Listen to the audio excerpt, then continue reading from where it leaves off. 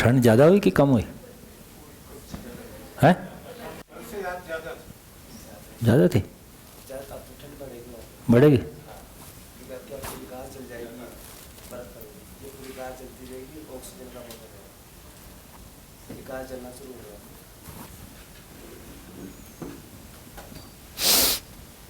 हाँ जी, बताइए।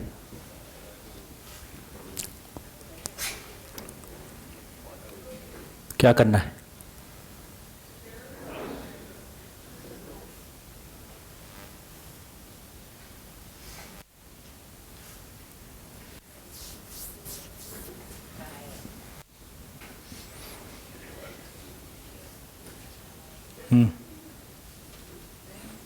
आपको पता नहीं चल रहा है कर क्या करना है, इसका मतलब कथा सुन रहे थे।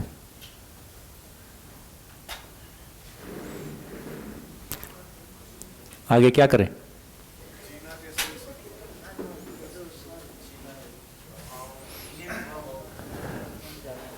एक काम करते हैं, कल जितनी चर्चा हुई है सुबह से शाम तक, एक बार 5 मिनट में आपके मन में कॉपी में जो भी करना हो उसको एक बार समराइज़ करें और समराइज़ करके अपने पड़ोसी को समझाएं।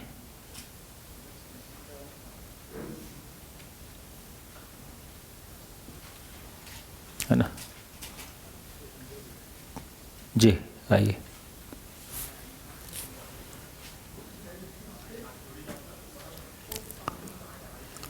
हाँ जी, 5 मिनट में अपना रिव्यू कर लें, कल दिन भर में क्या चर्चा हुई और अपने पड़ोसी को समझाएं। दोनों एक दूसरे को शेयर करें कल दिन में क्या हम तक पहुंचा, तो उससे एक आपका रिवीजन भी हो जाएगा, आपका ध्यान भी चला जाएगा, कुछ कनेक्शन भी बनेंगे। देखो, अपने अंदर स्थिर नहीं होता है कनेक्शन तो समझ में नहीं आएगा। सुनने में अच्छा लगा, अपने पास कुछ टिकता नहीं है। अपने सुनने का मिनिमम प्रमाण है कि हाँ हम कम से कम उसको शेयर कर पा रहे, तो आपस में शेयर करके एक अपनी क्लैरिटी बनेगी कि मुझ में क्या रुक रहा है। 5 मिनट में रिकैप कर लीजिए, फिर 5 मिनट में शेयर करेंगे।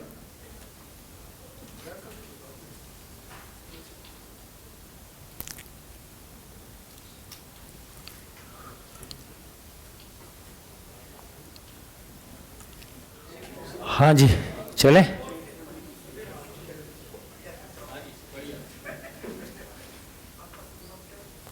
हाँ जी, सुनने वालों को कितनी संतुष्टि मिली कि सुनाने वाला ठीक सुना रहा था?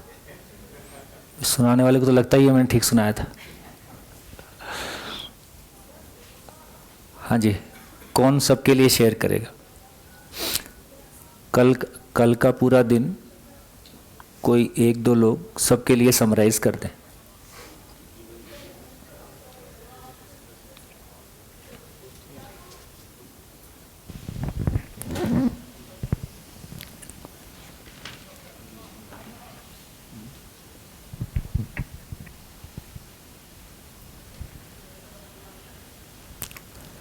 सामने आना चाहेंगे?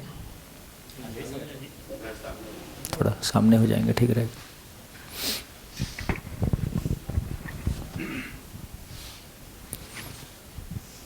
आराम से बैठ सकते हैं। नमस्कार। नहीं, ठीक ठीक, खड़े रहने की आदत है।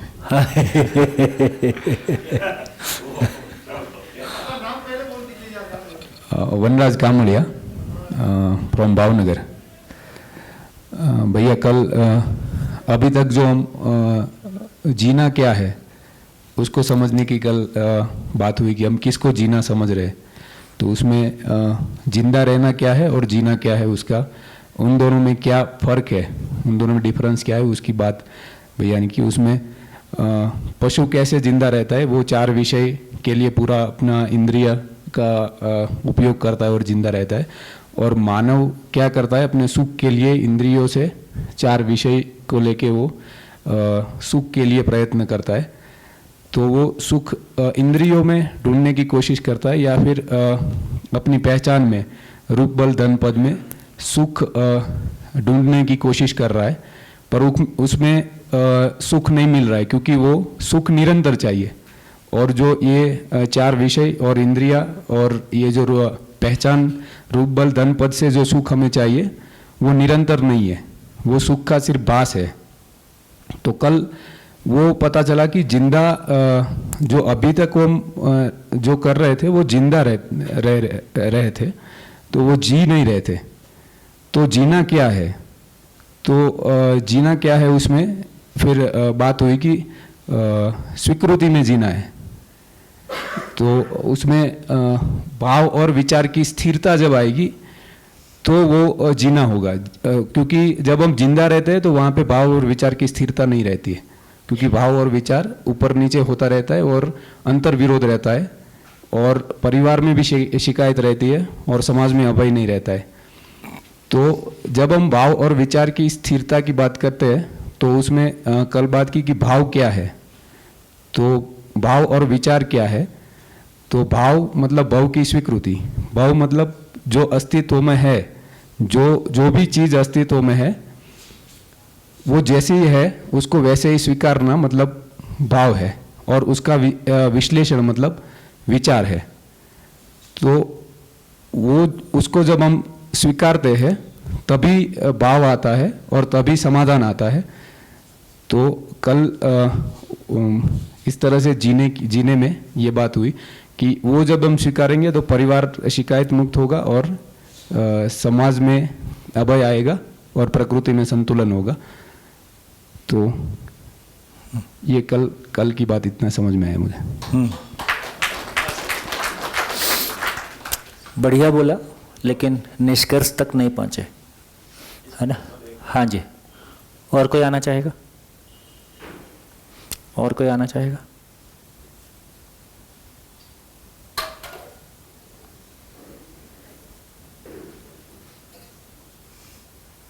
आइए। और कोई आना चाहेगा? आइए।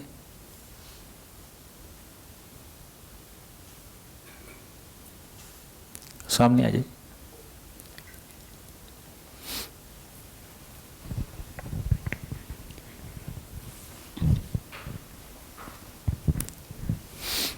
ये भाव और विचार की बात तो सर ने की, उससे आगे जो बोला एकता पूरकता वाला पार्ट था, उपयोगिता पूरकता, उसमें एक एग्जाम्पल लेते हैं। तो बच्चे छोटे होते हैं तो उनका फिजिकल काम होता है, जैसे उंगली, छोटा बच्चा होता है तो उंगली पकड़ के वो चलता है। थोड़ा रेस्पिरेशन में प्रॉब्लम है। देखा मेरे कैसा रहता होगा। यहाँ बोल के आपको समझ में आएगा मैं क्या बोल रहा हूँ। वो मैं सोच रही थी कि आप पूरा दिन बोलते हैं कैसे बोल रहे। तो बच्चे हमारे लिए पूरक है, हम उनके लिए उपयोगी है, पर वो बड़ा होता है तो उंगली वो छोड़ देता है। वैसे वैसे जब जैसे वो बड़ा होने लगता है, बच्चा खुद कमाने लगता है, फिर हमारी ज़रूरत नहीं रहती है उनको, फिर हम बेरोज़गार हो जाते हैं।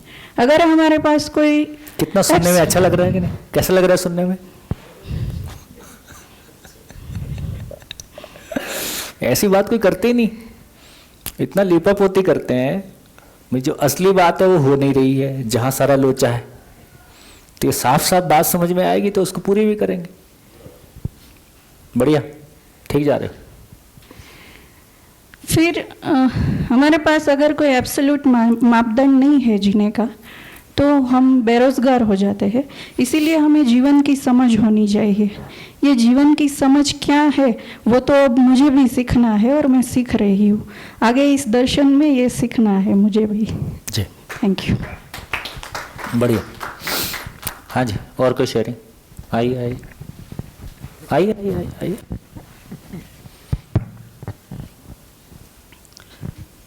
दर्शन शब्द जब पहली बार मैंने सुना तो इसमें तो बहुत ऊंडाई होती है।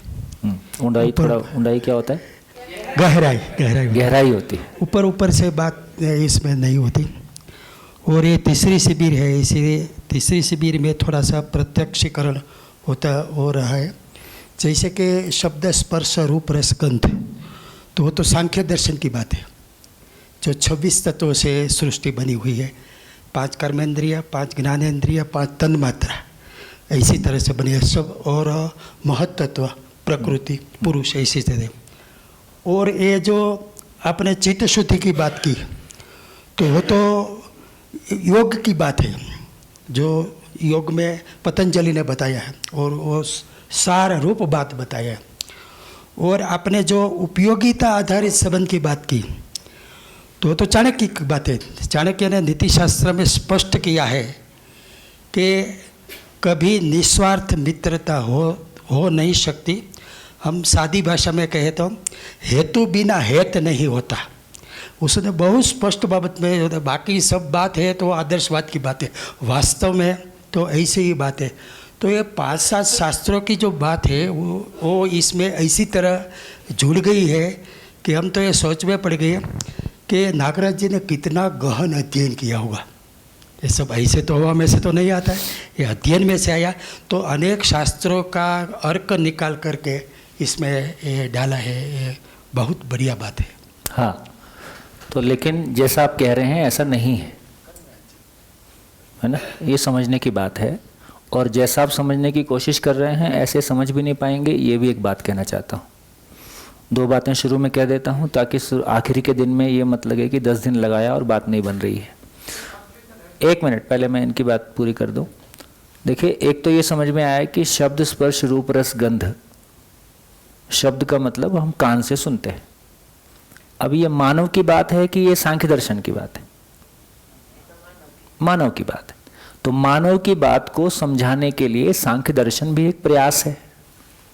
मानव को समझने समझाने के लिए चाणक्य ने भी कुछ कहा होगा, मानव को समझने समझाने के लिए योग दर्शन ने भी कुछ कहा होगा।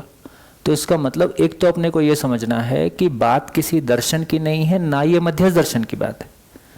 अंततः ये भी मानव और प्रकृति को समझने का प्रयास है। तो एक तो कल जो बात अपनी हुई थी कि मानव के पास कल्पनाशीलता है और ये प्रकृति हमारे सामने खुला दृश्य है, और ये देखने वाला दर्शक है, और वो दर्शन करता है, उसकी कोई दृष्टि होती है। यदि दृष्टि पूर्ण है तो वो पूर्णता से उसका दर्शन करेगा, यदि दृष्टि अपूर्ण है तो वो अपूर्णता से उसका दर्शन करेगा। तो इसका मतलब कल भी ये बात हुई थी कि तमाम जितने भी दर्शन हैं, जितने भी धर्म की धाराएं हैं, जितने भी इस धरती पे विचार हैं, वो मात्र मानव और सृष्टि को समझने का एक प्रयास है। इसमें कोई अतिशयोक्ति नहीं है। अब मानव को समझने का प्रयास की बात करेंगे तो मानव के बारे में बहुत सारी चीज़ें होंगी जो कोई भी व्यक्ति कहेगा ही, चाहे वो नागराज जी बोलें कि कोई और बोले। शब्द स्पर्श रूप रस गंध के बारे में कुछ बात करेगा ही। ज्ञान की बात करना है तो चित्त कोई चीज़ है और चित्त शुद्ध हुए बिना आगे नहीं जा सकते, ये बात भी ठीक है। ये सब कॉमन बातें हैं। तो एक तो निवेदन ये है कि इस दर्शन को सुनते समय यदि आप ये ध्यान में आपके, क्योंकि आपने बहुत कुछ पढ़ा हुआ होगा, तो आपके ध्यान में ये आता रहेगा कि देखो ये वहाँ से आ रहा है, ये वहाँ से आ रहा है, ये वहाँ से आ रहा है। तो इसका मतलब है कि हम सूचनाओं को इधर से उधर रिलेट कर रहे हैं, वो अपने में केंद्रीभूत घनीभूत होगा, इसकी संभावना कम है। दूसरा एक बात मौलिक ये है कि ये जैसे आपकी भाषा से आया, या ये हमको भी शुरू में ऐसा लगता था कि बहुत सारे दर्शनों को पढ़ के उसका सार है, तो ऐसा नहीं है, ऐसा नहीं है। दो कुछ सारे दर्शनों में नहीं है, वहाँ से ये शुरू होता है। अभी इस बात को मानने की ज़रूरत नहीं है, केवल सूचना में रखने की ज़रूरत है कि भाई ऐसा कहा गया।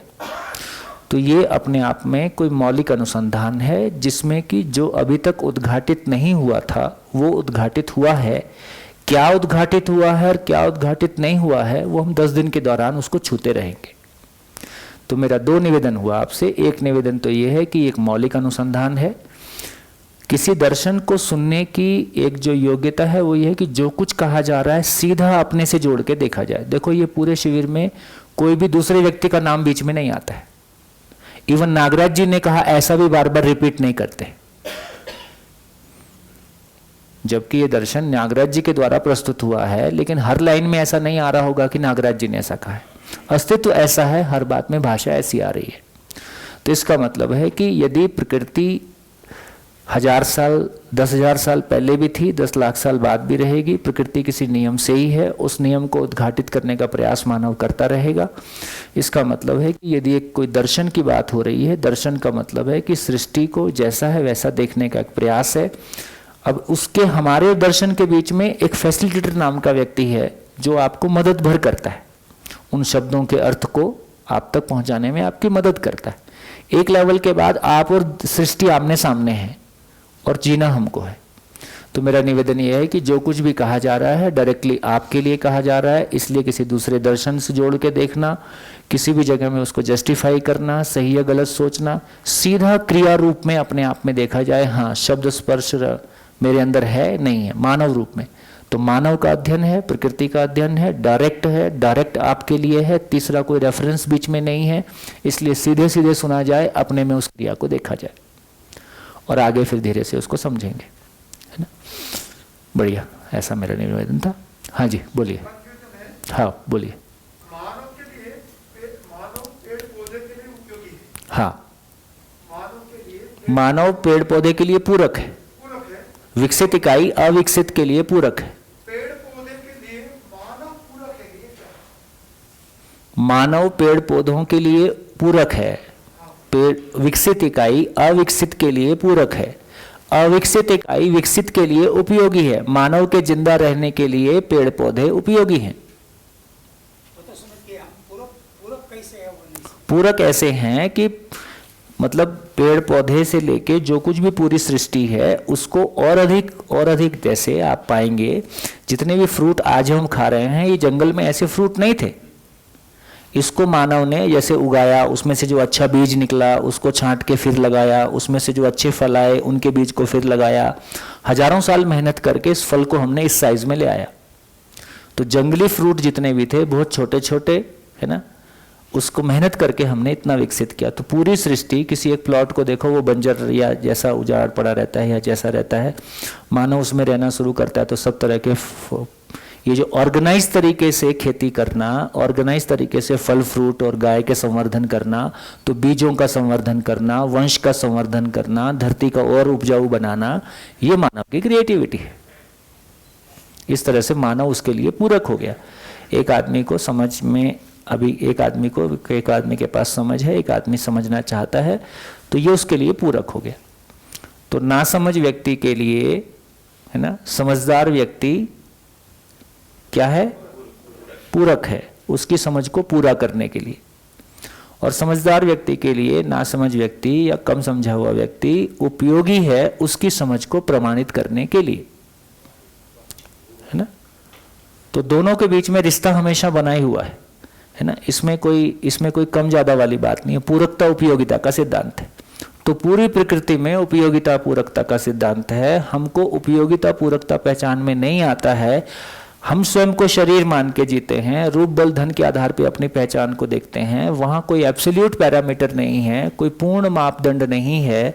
तो मेरे को अपने आप को अच्छा बताने के लिए, मैं सुंदर हूँ तो मेरे को दूसरे का रंग थोड़ा काला करना पड़ता है, दूसरे की हाइट थोड़ी कम करनी पड़ती है, दूसरे की जाति कम करनी पड़ती है, उसकी थोड़ी एजुकेशन कम करनी पड़ती है, उसको थोड़ा, है ना। तो अभी हमारे बीच में जो मेरे पहचान का आधार है वो कम अधिक है, छोटा बड़ा है, हीनता अहंकार है, युद्ध और संघर्ष। इतनी हमारी कहानी। हमको एक दूसरे का सम्मान करते हुए साथ मिलके जीना नहीं आता है, एक दूसरे को दबा के या दब के जीना आता है, प्रभावित करके या प्रभावित होना आता है ना। तो क्योंकि हमारे को उपयोगिता पूरकता पहचानना नहीं आता है, क्योंकि मानव के रूप में अपनी जिंदगी का लक्ष्य हमारे पास नहीं है। जो अभी आपने कहा कि हमारी बेरोजगारी किस बात की है ना। दिल्ली गवर्नमेंट के साथ में हम लगातार शिविर करते रहे तो बहनों का घर से निकलना थोड़ा मुश्किल होता है। तो लेकिन अब सरकार का आदेश है तो उनको आना भी पड़ता है। तो आ गए तो उनको लगता है कि हमारे बिना तो घर चलेगा नहीं। जब बीच बीच में फ़ोन करके पूछते हैं घर ठीक ठाक चल रहा होता है तो उनको अच्छा नहीं लगता है। हमारे बिना घर कैसे चल जाएगा, और चल रहा है तो फिर अब मेरा क्या होगा, है ना। आप इसलिए भी सारा काम खुद करते हो, दूसरे को नहीं करने देते हो, ताकि आपका एक अधिकार बना रहे।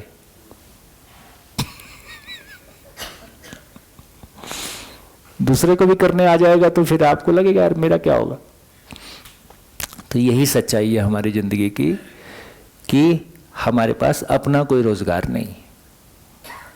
मेरा रोजगार यही है कि मुझको जीने की समझ मुझको आ जाए, ये मेरा रोजगार है। जीने की समझ मुझको आ जाए तो मेरा भाव और विचार में एक स्थायित्व बना रहे और मैं दूसरों के लिए उपयोगी होता रहूं। तो ये इसमें घर परिवार की सीमाएं, खून की सीमाएं वैसी नहीं रहती हैं जैसा अभी हम सोच रहे हैं। तो जब तक मेरे पास अपना रोजगार नहीं है, आप कुछ भी कर लीजिए, परेशानी के सिवाय कुछ हाथ में ज़्यादा आएगा नहीं।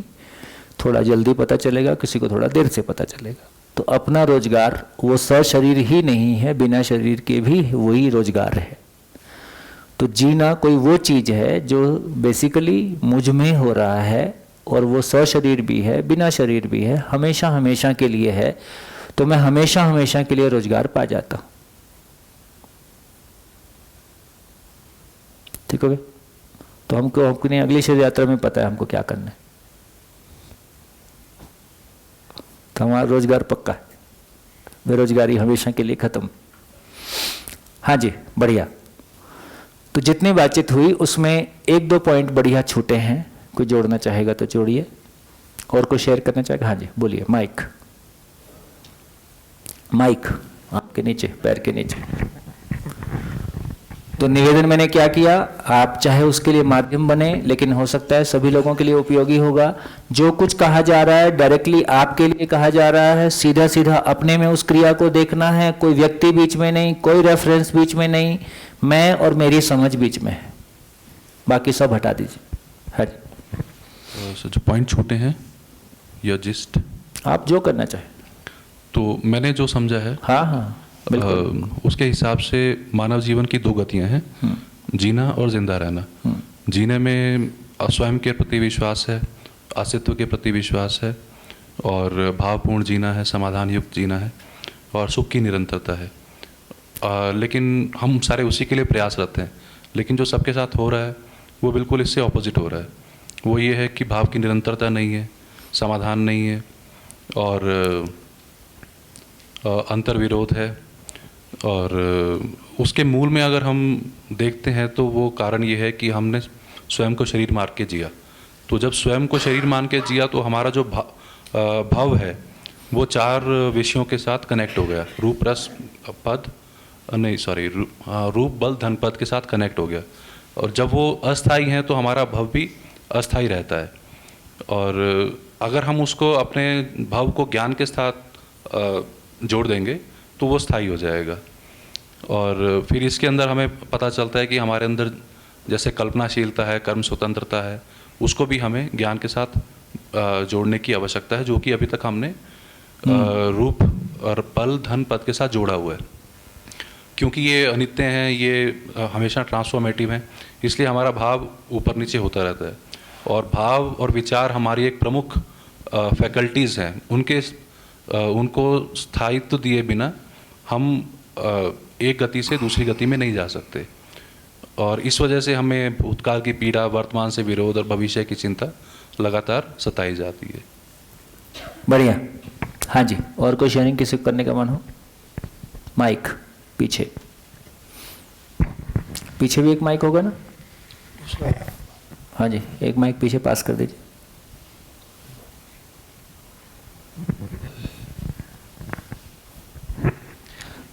सभी को नमस्कार। भैया, मैंने कल ये चीज़ समझी कि हर मानव का अपने स्वयं के साथ, परिवार के साथ, समाज के साथ, प्रकृति के साथ एक निश्चित प्रयोजन है, और उस प्रयोजन को समझने के लिए हमें एक दृष्टि चाहिए, और वो दृष्टि हमारी अभी विकसित नहीं है। और उस दृष्टि को विकसित करने के लिए जीवन के नियम की समझ होनी चाहिए। तो जीवन के नियम की समझ बढ़ाने के लिए हमें भावपूर्ण होना होगा।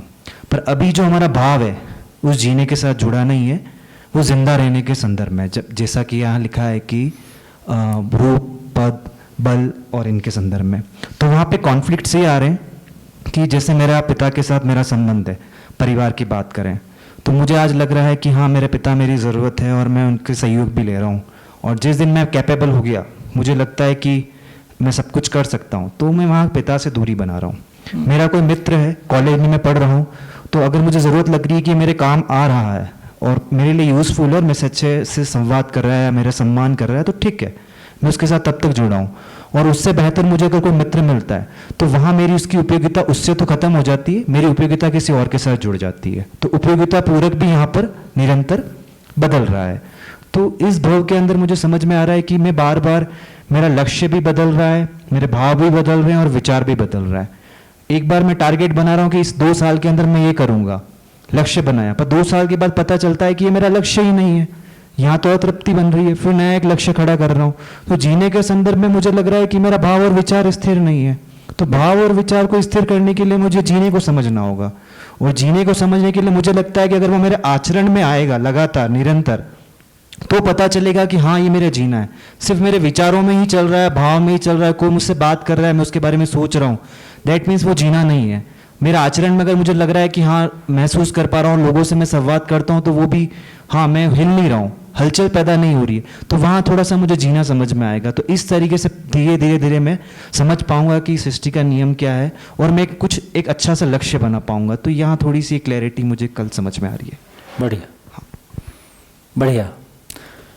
देखिए, जब ये कहा जाता है कि रिश्ते मतलब के होते हैं, या जब चाणक्य ये कह रहे हैं कि सब कुछ स्वार्थ से होता है, तो ये जिंदा रहने की कहानी है। जिंदा रहने के धरातल पर जो कुछ भी होता है एक दूसरे की आवश्यकता पूर्ति ही होता है, उसमें कोई स्वार्थ ही होता है। लेकिन स्वार्थ का कोई भी रिश्ते की निरंतरता नहीं है, ये भी ध्यान में आता है। अब अस्तित्व की ओर झांक के देखते हैं तो समझ में आता है कि हर इकाई एक दूसरे के साथ में अनंत काल से अनंत काल तक किसी एक रिश्ते में जुड़ी हुई है, जिसमें कि कोई स्वार्थ उस तरह का नहीं है जिस तरह की बात हम करते हैं। तो सही अर्थों में परमार्थ को समझे के बिना 3 शब्द आते हैं, स्वार्थ, परार्थ और परमार्थ। स्वार्थ शब्द यूज होता है अपनी भौतिक आवश्यकताओं की पूर्ति के लिए, परार्थ शब्द यूज होता है सेवा के लिए। हम अपने तन मन धन का नियोजन दूसरों के जिंदा रहने के अर्थ में करते हैं, इसको परार्थ कहा गया है। तो सेवा कार्य पदार्थ परार्थ में आते हैं। परमार्थ की जब बात हम करते हैं, परम अर्थ, परम अर्थ को पा लेने का मतलब है कि आदमी के अस्तित्व में होने के पर्पस को पा लेना। मैं इस संसार में हूं, इस संसार में होने का मेरा कोई पर्पस है और सभी का है। तो जब उस पर्पस के साथ पाके एक दूसरे के साथ में कनेक्ट होते हैं तो वहां कोई स्वार्थ, वहां स्वार्थ शब्द ही खत्म हो जाता है। तो सही अर्थों में परमार्थ को पहचाने बिना हम आपस के संबंध को एक घर में भी नहीं पहचान सकते हैं, ना पति पत्नी, ना भाई बहन, ना कोई। इसलिए हमारा एक भी संबंध गिला शिकवा शिकायत से मुक्त नहीं है, क्योंकि हमने होने को, जैसा हम हैं नेचर में, जिस अर्थ में हैं हम नेचर में, ऐसा हमने नहीं पहचाना। तो संसार का तमाम ज्ञान ध्वस्त हो जाता है। अभी तक की जो कुछ भी हमारी सुनी सुनाई बातें हैं उनमें से अधिकांश कचरा साबित हो जाता है। ऐसा कहने में मेरे को कोई संकोच नहीं, अधिकांश चीजें ध्वस्त हो जाती। जो कुछ अभी तक हम सुनते बोलते आए हैं और बड़ी बड़ी बातें चाहे धर्म ग्रंथों के नाम पे करते आए, बहुत सारी बातें, उनमें बहुत कुछ अच्छा होगा उसका सम्मान करते हुए, लेकिन ये बात को ध्यान में रखने की ज़रूरत है, उन सारी बातों को हम हजारों साल से बोल रहे हैं और अपनों के साथ जीना नहीं हुआ है, ये भी हमको कहीं ना कहीं स्वीकारना होगा, है ना। आत्मा परमात्मा की बात करते हुए इस देश के लिए आत्मा परमात्मा कोई नई बात नहीं है। तो कहीं उस गैप को, ठीक है, हो सकता है मैं अभी भी जिस बातों को मैं कह रहा हूँ उसको मैं पूर्णता से नहीं जी पाता हूँ, लेकिन वो गैप बोलने में तो मैं क्लियरली बता दूंगा कि हाँ देखो ये गैप हो गया और इसको ऐसे भरा जा सकता है। कम से कम एड्रेस तो मेरे पास पूरा है। तो कम से कम पहला काम है कि हम बातचीत में, चर्चा में तो पूरे हो जाएं, जहाँ ये सहमत हो सके कि हाँ यार बात तो बिल्कुल ठीक है। फिर ठीक है, हमारे जीने में वो धीरे धीरे परकुलेट होगा, आचरण में धीरे धीरे परकुलेट होगा, वो आगे की बात है ना। जैसे आपने सुना होगा ना, सब कुछ बदल जाएगा, सुने, सब कुछ बदल जाएगा। विपश्यना का काफी ये स्थापित कोट है ना। बहुत सारी बातें आप जब लौट के देखोगे, है ना, विश्वास करो तुम संसार के सबसे महत्वपूर्ण व्यक्ति हो। और सबसे महत्वपूर्ण बोलते ही बाकी क्या करेंगे आपका, वो कम महत्वपूर्ण है, वो आपकी खाट खड़ी कर देंगे। हमारी भाषा में ही प्रॉब्लम है। तो जब गहराई से सोच के देखेंगे तो बहुत कुछ जो हम सुन रहे हैं अपने आसपास, उसके गैप आपको दिखना शुरू हो जाएंगे। प्रकृति में ऐसा नहीं है, सबसे महत्वपूर्ण कोई नहीं होता है। सभी एक दूसरे के लिए प्रेरणादायी होते हैं। पूरी सृष्टि को देखें तो सभी इकाइयां एक दूसरे के लिए प्रेरणादायी हैं। सबसे महत्वपूर्ण जैसा कुछ नहीं होता है। सर्वाइवल ऑफ द फिटेस्ट की जब बात करेंगे तो वो भी सर्वाइवल ऑफ द फिटेस्ट की बात करेंगे तो जिसने उपयोगिता पूरकता को पहचान लिया वही फिटेस्ट है। अभी चूंकि हमारा देखने का दृष्टि ही गलत है, हम संघर्ष की दृष्टि से देखते हैं, तो जिसने चींटी तो खत्म नहीं हुई। बलशाली तो हाथी है, कान में घुस जाए तो हाथी की परेशानी हो जाती है। तो हमारा सोचने का तरीका, हमारी किताबें ही उल्ट पुट पटांग है। वो क्या बोले, हवा और किसका झगड़ा हो गया? हवा और आदम क्या होता है? वो पहाड़ और चूहे का झगड़ा हो गया। तमाम ऐसी उठपटांग बातें हैं जिसका कोई सर पैर नहीं होता है। तो एक बार बहुत सारी बातें मैं कहता हूँ, हो सकता है आपको पछती होंगी, नहीं पछती होंगी। थोड़ा दर्शन की गहराई में जाएंगे तो एक दूसरी दुनिया का दर्शन अपने को होगा।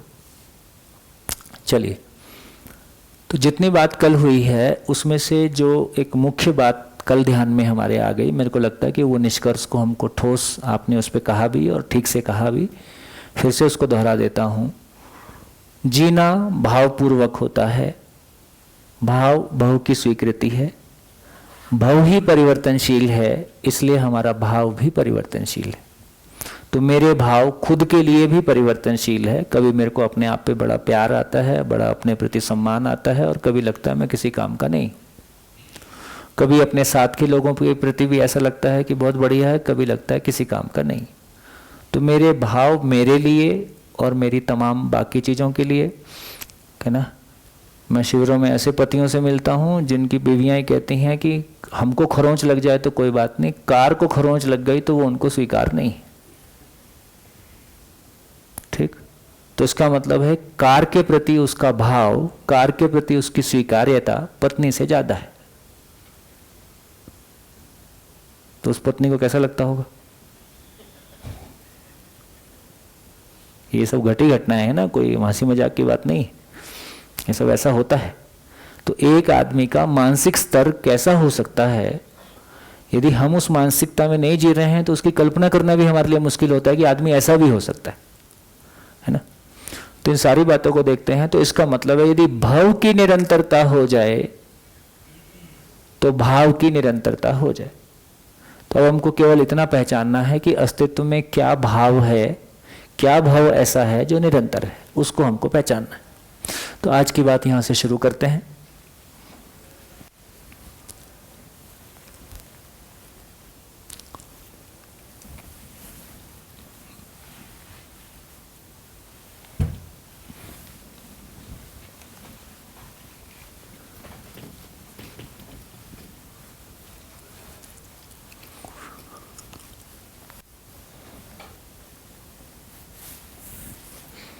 देखिए,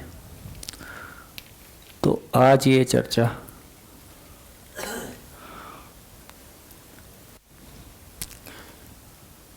कि टोटल भाव क्या है, होना क्या है क्या है, अस्तित्व क्या है। एक ही शब्द है ये, भाव, होना, है, अस्तित्व, है ना, एक ही बात है। क्या है?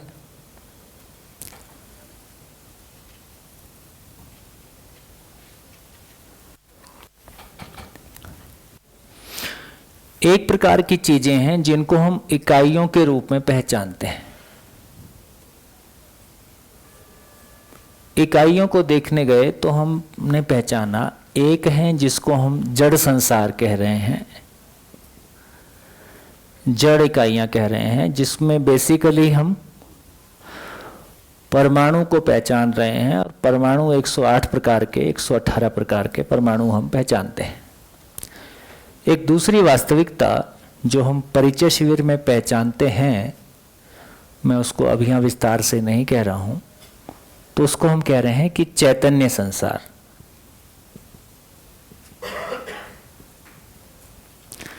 जिसको हमने शरीर को चलाने वाली चीज है ना, मैं जीवन हूं, मैं जीवन हूं का मतलब जिसको पहले आत्मा बोल रहे थे, मैं जीवन हूं और ये एक ही प्रकार की चीज है अस्तित्व में, ये चैतन्य संसार है ना। मेरा शरीर स्त्री या पुरुष है, मैं स्त्री या पुरुष नहीं हूं। मेरा शरीर बूढ़ा है, गोरा है, काला है, बच्चा है, जवान है, बीमार है, स्वस्थ है ना। मैं सोचने समझने वाली इकाई हूं, है ना। मैं कैसी इकाई हूं? मैं एक ऐसी इकाई हूं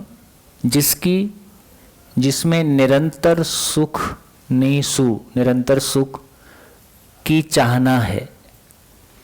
मैं एक ऐसी इकाई हूं जिसमें निरंतर सुख की चाहना है। मैं एक ऐसी इकाई हूं जो सोचने समझने की अक्षय बल शक्ति से संपन्न हूं।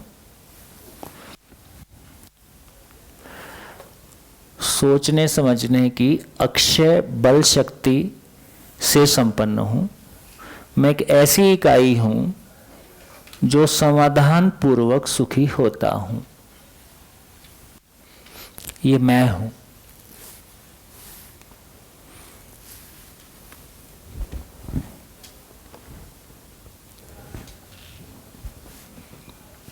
ठीक हो गया? मेरा शरीर जड़ परमाणुओं से मिलके बना है, तो मेरा शरीर बूढ़ा है, गोरा है, स्त्री है, पुरुष है ना, ये तमाम चीजें मेरे शरीर के साथ जुड़ी हुई चीजें, इसको जड़ संसार कह रहे हैं। एक तीसरी वास्तविकता और हमारे ध्यान में आई, जो हम परिचय शिविर में बात करते हैं, यहां मैं सीधी सीधी बात कर रहा हूं। स्पेस, खाली स्थान,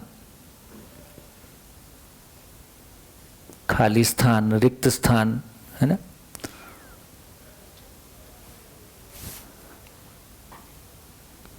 मैं मानते हुए बात कर रहा हूं कि हम परिचय शिविर कर चुके हैं। दोहराने की जरूरत है क्या? दोहराऊं? क्योंकि आप लोगों ने जो परिचय शिविर किया होगा उसमें अस्तित्व नहीं खुला होगा। आपसे ही पूछ रहा हूं। हाँ, नहीं आपसे, हाँ, आपने जो परिचय शिविर किया होगा, बैठिए बैठिए बैठिए, आराम से बैठिए। आपने जो परिचय शिविर किया, एक ही परिचय शिविर किया आपने? कितने दिन का था? 5 दिन का था। पिराना में किया? पिराना में तो मैंने ही किया था। हुई थी? अच्छा अच्छा, 5 दिन में हो गई थी। अच्छा अच्छा,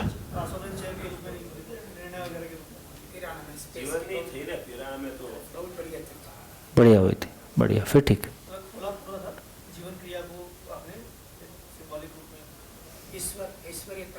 गए थे, बढ़िया, फिर ठीक, गुड। तो देखिए, तीसरी एक स्टेज के रूप में हमने खाली स्थान की चर्चा किया। तो हमने ये भी कहा कि यदि पूरे ब्रह्मांड को देखें तो पूरा ब्रह्मांड कैसा है? खाली स्थान में घूमते हुए ये अनंत प्लैनेट, ग्रह, गोल, नक्षत्र के रूप में हमने पूरी सृष्टि को देखा। तो हमको पता चला कि पूरे ब्रह्मांड में, पूरी कायनात में 2 ही चीजें हैं, है ना।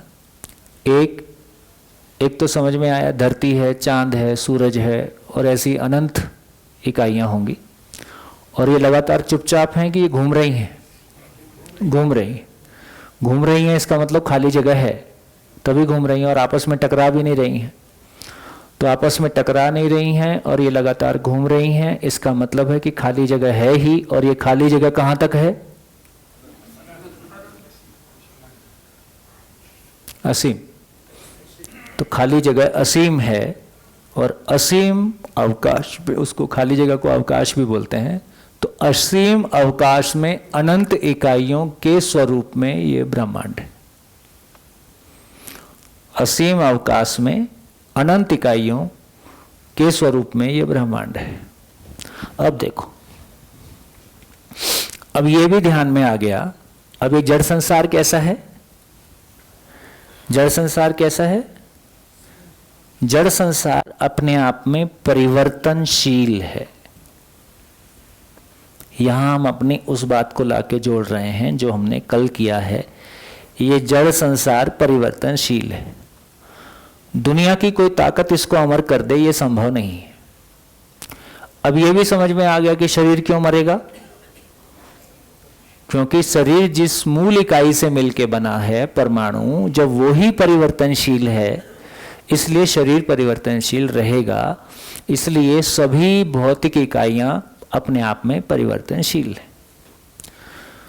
दूसरा, ये चैतन्य संसार को हमने कहा कि ये चैतन्य संसार अपने आप में, ये जीवन नाम की इकाई अपने आप में निरंतर है, अमर है, इसके होने का नाश नहीं किया जा सकता। ये एक बार है तो है, अब ये बदलता नहीं है, ये परिवर्तनशील नहीं है, है ना।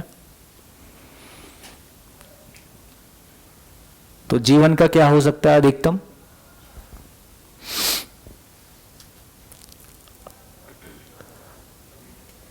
जीवन का क्या हो सकता है अधिकतम? जीवन के साथ कितनी संभावनाएं? जीवन का क्या हो सकता है? या तो भ्रमित रहेगा या जागृत रहेगा। भ्रमित रहेगा तो सुखी रहेगा, भ्रमित रहेगा तो दुखी रहेगा, जागृत रहेगा तो सुखी रहेगा, ये भी पक्का है। और क्या हो सकता है जीवन का? सशरीर होगा या बिना शरीर के होगा। अब इससे ज्यादा इसका कुछ नहीं हो सकता। इस धरती पे बॉम्ब ब्लास्ट कर दो, इसको आग लगा दो, इसको सूरज बना दो, है ना। जीवन नाम की इकाई को ना आग छू सकती है, ना पानी गला सकता है, ना उसको कोई चीज मार सकता है। ये बातें पहले भी कही गई हैं, है ना। तो ये जीवन नाम की एंटिटी को एक ऐसी इकाई जिसका नाश नहीं हो सकता है, ये अपने आप में अमर है ही है, ये केवल भ्रमित हो सकता है या जागृत हो सकता है। ये स्त्री शरीर को चला सकता है, पुरुष शरीर को चला सकता है, पशु शरीर को चला सकता है।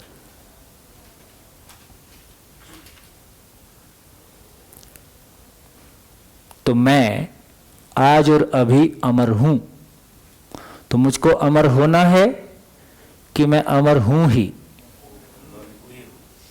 मैं अमर हूं ही, जो है ही केवल उसको पहचानना है, कुछ नया काम करना ही नहीं। तो अमर होने के लिए कुछ नहीं करना है।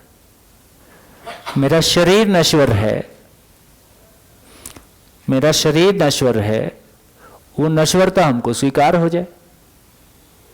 ठीक, हम क्या चाह रहे? शरीर अमर हो जाए। अभी साइंस की जितनी बड़ी रिसर्च हैं वो इस काम में लगी हैं कि शरीर कैसे अमर हो जाए, ये शरीर कभी ना मरे, ऐसा प्रयास जारी है। क्या किया जाए शरीर से कि उसमें सुख हमेशा के लिए हो जाए? तो जो काम है ना, जब नोआ हरारी लिखता है, इसको एक बड़ा लेखक है जिसकी बड़ी चर्चा होती है आजकल, तो वो शरीर में सुख की निरंतरता के प्रयास में है साइंस, और शरीर की आयु की अमरता की तलाश में है। ये आने वाले समय की सबसे बड़ी खोजें या सबसे बड़ी रिसर्च के टॉपिक हैं, जहां अकूत धन और अकूत प्रतिभा इस काम के लिए लगी हुई है ना, जो कि संभव नहीं है। हो गया तो धरती की छाती पे पीपल है। अभी सबसे शुभ घटना क्या है? अभी मानवता के लिए सबसे शुभ घटना क्या है? बस मेरे को एक ही काम अच्छा लगता है, आदमी मरता है, बस मेरे को इस बात से बड़ी खुशी लगती। तो आज भ्रमित है, दूसरों की छाती पे मूंग दल रहा है, कल और कुछ नहीं होगा, मर जाएगा, है ना। तो कम से कम अभी इसकी उम्र 400 साल हो गई तो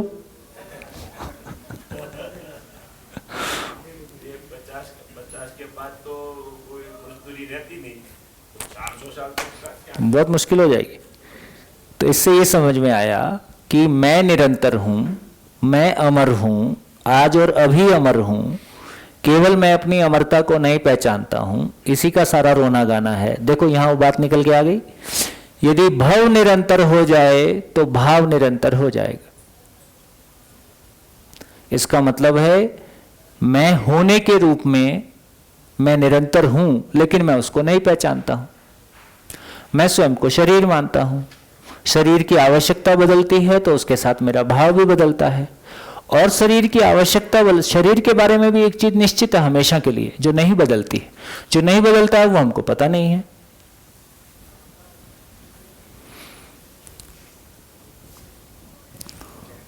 वो क्या है? दुनिया के सभी शरीरों के बारे एक बात निश्चित है जो कभी नहीं बदलता है और सभी पे समान रूप से लागू होता है। क्या? हाँ, परिवर्तनशील तो फिर परिवर्तनशील ही हो गया ना। भाव की दृष्टि से देखें तो परिवर्तनशीलता के साथ यदि भाव परिवर्तनशील है तो फिर भाव परिवर्तनशील होगा। लेकिन शरीर के साथ भी कोई ऐसी चीज है जो निरंतर है, जिसमें भाव नहीं बदलेगा। बोलो, कुछ लोग पुराने भी हो जो कई शिविर कर चुके हो। शरीर के साथ क्या ऐसा है जो दुनिया के सभी शरीरों पे, स्त्री पुरुष शरीरों पे समान रूप से लागू होता है, जो कभी नहीं बदलता है और सबके लिए समान है?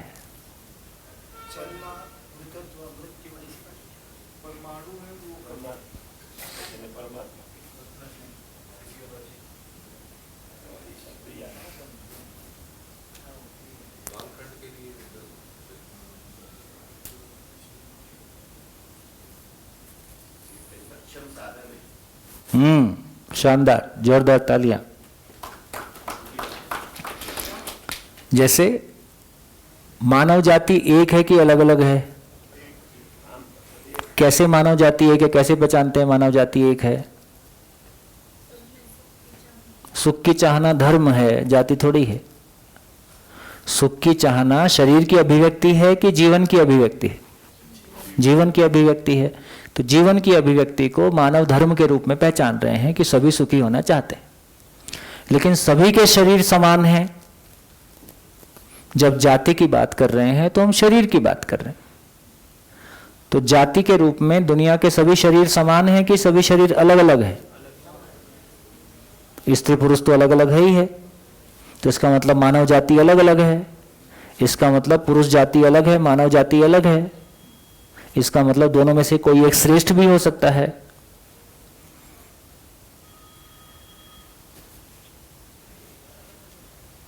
बढ़िया। तो धरती पे मानव जाति एक है कि अलग अलग है? एक होने का आधार क्या है? कल्पनाशीलता जीवन में है। कल्पनाशीलता शरीर में है कि जीवन में है? अभी शरीर की बात हो रही कि जीवन की हो रही? शरीर की हो रही। जीवन शरीर को चलाता है। क्यों चलाता है? ठीक है, पूर्णता को पाने के लिए। तो मैं निरंतर सुख चाहता हूं, अक्षय बल शक्ति संपन्न हूं, समाधान से सुखी होता हूं। समझने के लिए शरीर एकमात्र साधन है ना? पूर्णता को समझने के लिए शरीर एकमात्र साधन है और दुनिया के सभी शरीर समझने के लिए समान रूप से सक्षम साधन है। यहां सभी शरीर एक जैसे हो गए। गोरा शरीर पहले समझेगा कि काला, 5 फुट का पहले समझेगा कि 6 फुट का, स्त्री पहले समझेगी कि पुरुष, मोटा पहले समझेगा कि पतला, भारतीय पहले समझेगा कि अमेरिकन, सब गया। यदि हम अपने को और दूसरे मानव को जीवन की दृष्टि से देखना शुरू करते हैं, हमारे को ध्यान में आता है कि जैसे आपने कहा कि हमारे घर में कोई जीवन आने वाला है।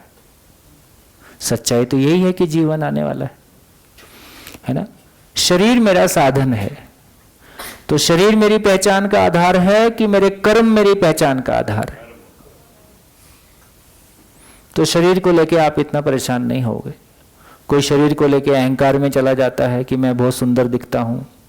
कोई शरीर को लेके अपने हीनता में चला जाता है कि मेरा शरीर सुंदर नहीं है। शरीर की सुंदरता बेसुंदरता का कोई मतलब नहीं है। शरीर का इतना ही मतलब है कि गाड़ी है, ऋषिकेश तक पहुंचा दे, इसी का नाम गाड़ी है। अब गाड़ी गोरी है कि गाड़ी पीली है कि गाड़ी काली है, इससे फर्क नहीं पड़ रहा है ना? ऋषिकेश तक पहुंचा दे, इसका नाम गाड़ी है। गाड़ी बहुत सुंदर दिख रही है, चलती नहीं है, क्या करेगा उस गाड़ी का? तो चूंकि हमारा ध्यान मानव के रूप में उसके पर्पस के साथ नहीं जुड़ा है, इसलिए हमारा ज्यादा ध्यान, चूंकि शरीर मानते हैं, फिर शरीर कैसा दिखता है और शरीर को कैसा दिखाना है, उसी में सारा मन लगा रहता है। और शरीर में मन लगा हुआ उस मन समझने के लिए नहीं जाएगा। तो क्या समझ में आया? धरती के सभी शरीरों के लिए क्या चीज कॉमन है जो कभी नहीं बदलता है? तो शरीर के बारे में भी समझ एक है। शरीर के बारे में अब ध्यान में आ गया क्या चीज नहीं बदलता है? यदि मैंने उस भाव को पहचान लिया, यदि भाव निरंतर हो गया तो भाव निरंतर हो जाएगा। ये बात ध्यान में रखना है, इतनी ही पूरी बात कहने की कोशिश करेंगे। भाव क्या निरंतर है? तो शरीर के बारे में भी समझ निश्चित है और निरंतर है। हमेशा जितने लोग मर गए, जितने लोग और दुनिया में पैदा होने वाले हैं, और जितने लोग अभी संसार में हैं, स्त्री हैं कि पुरुष हैं, कोई फर्क नहीं पड़ता, दुनिया के किस कोने में है, भीख मांगता हुआ आदमी और कुछ भी करता हुआ आदमी, मूलतः सभी के शरीर एक जैसे हैं, ब्रेन में कोई अंतर नहीं है। ये बात भी समझने की। अभी हम मानते हैं कुछ लोगों के ब्रेन कुछ अलग टाइप के हैं, कुछ लोग के ब्रेन, सभी के ब्रेन एक ही जैसे हैं। ब्रेन में, शरीर में कोई अंतर नहीं। फिजिकल कैपेसिटी में, ब्रेन में कोई अंतर नहीं है। वो जो अंतर है, वो जो समझने वाली चीज है, वो जो मैं हूं, जीवन है, वो जो इधर वाली आइटम है, उसमें समझने की पात्रता कितनी है, उसका ध्यान कितना भटका हुआ है, उसका ध्यान कितना फोकस्ड है, उसकी कितनी यात्रा अभी तक हो रखी है, उसके कितने निष्कर्ष अभी तक आ रखे हैं, उसके लिए क्या महत्वपूर्ण है, केवल उस पर डिपेंड करता है। यह भी एक महत्वपूर्ण बात है कि सभी के ब्रेन ठीक ठाक है, कोई फर्क नहीं पड़ रहा, शरीर में कोई कमी नहीं है। देखो ये भी क्यों कमी नहीं है, ऐसा क्यों बोला जाए? शरीर प्रकृति की देन है, तो प्रकृति किसी के साथ पार्शियलिटी नहीं कर सकती। आपको ब्रेन अच्छा वाला दे दिया, मेरे को ब्रेन खराब वाला दे दिया, तो फिर तो मानव जाति एक नहीं हो सकती। अभी जो लेटेस्ट संशोधन हुआ है, इसमें सबसे ज्यादा विकसित ब्रेन यहूदियों का मानना है। अरे उनको, जिन वो ये बोल रहे हैं, उनका खुद का ब्रेन अभी विकसित नहीं हुआ है, और हमारा विकसित नहीं हुआ है कि हम उनकी मान रहे हैं। वो जिसको ब्रेन बोलते हैं वो बेसिकली जीवन की बात कर रहे हैं, मूल में वो चीज जीवन में है, यहां उसको समझेंगे, अभी विस्तार पूरा नहीं हुआ। तो यहूदियों की मानसिकता किसी एक दिशा में विकसित हुई है ना, कोई एक आवश्यकता बनी होगी, कोई एक स्थिति बनी होगी, तो उनकी सोच समझ किसी एक दिशा में विकसित हुई। यहूदियों में ऐसी कोई चीज विकसित अभी नहीं हुई जिससे धरती पे मानवता अवतरित हो जाए। लगाओ दम। हम बेकार ही यूट्यूब देख देख के हम बेकार परेशान हो गए। हम दिन भर में क्या सोचेंगे ये यूट्यूब वाला तय करता है। वो 4 वीडियो भेज देता है, हम 4 वीडियो देख के उसके बारे में सोचते रहते हैं। वो ब्लैक होल भेज देता है, सारी मानवता ब्लैक होल में घुस गई, उस पर हमारा ध्यान जाता नहीं है, ब्लैक होल पे हम चर्चा करते रहते हैं। तो जो मूल बात है कि बेसिकली यदि वो एलन मस्क के वीडियोस, किस किस के वीडियोस कंटिन्यूअसली आते रहते हैं, जैसे कि अंबानी की वाइफ है ना, क्या नाम है उसका, एक वीडियो डेली आएगा। एंटालिका, वो क्या उसका घर, उसका एक वीडियो आगे पीछे आता रहेगा, है ना। अरे इनको कोई काम नहीं है भाई, और लोग इनके बारे में चर्चा करें, इतने में बेचारे खुश रहते हैं। तो कुछ कुछ वीडियोस जो ऊपर से आता रहेगा, तो इसका मतलब ये हुआ कि अब कसौटी क्या लगाई जाए कि विकसित आदमी की कसौटी, दूसरे के शोषण करने में कोई जाति विकसित है, इसको विकसित करने का आधार माना जाए, कि मानवता का पोषण करने में कोई जाति विकसित है, इसको विकसित होने का आधार माना जाए।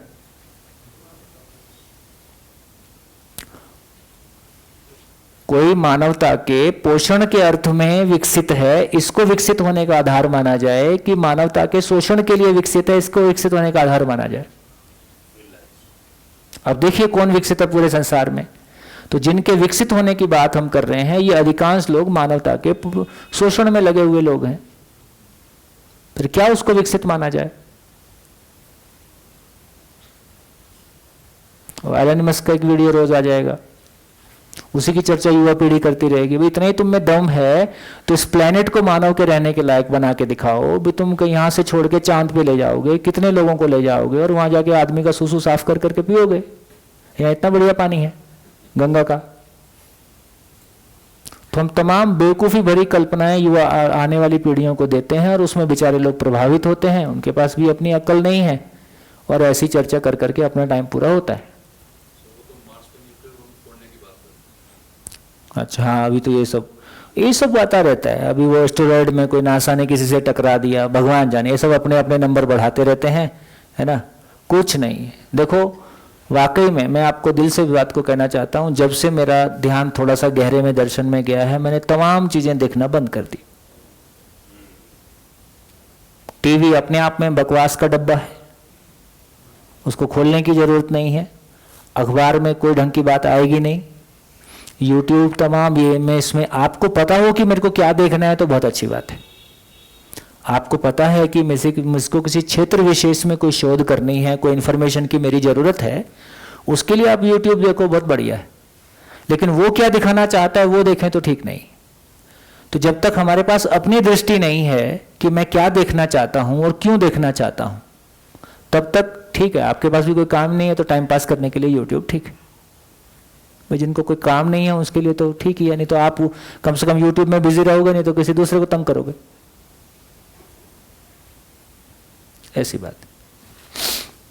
क्या समझ में आया? धरती पे सभी मानव का ब्रेन एक जैसा है।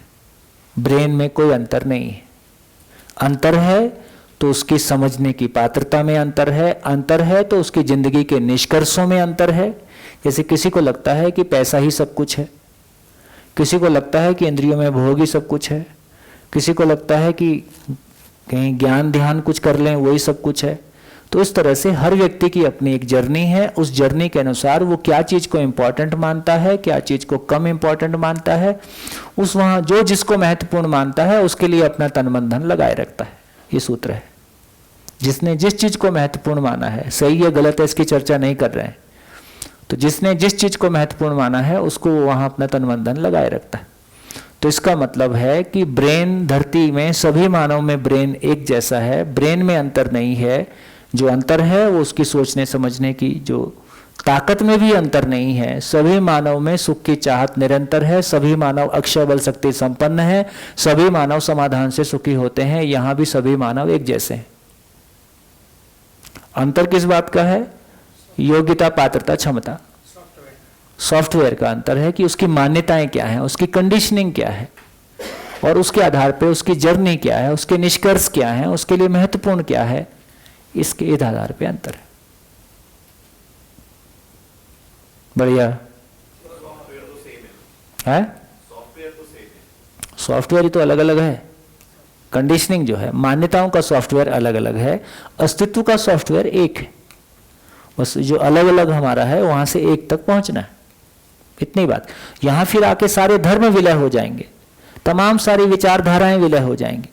अस्तित्व में तो अस्तित्व तो एक ही नियम से चल रहा है ना। ये अस्तित्व हिंदू है कि मुस्लिम है, जैन है कि बौद्ध है, सिख है कि ईसाई है, क्या चीज है?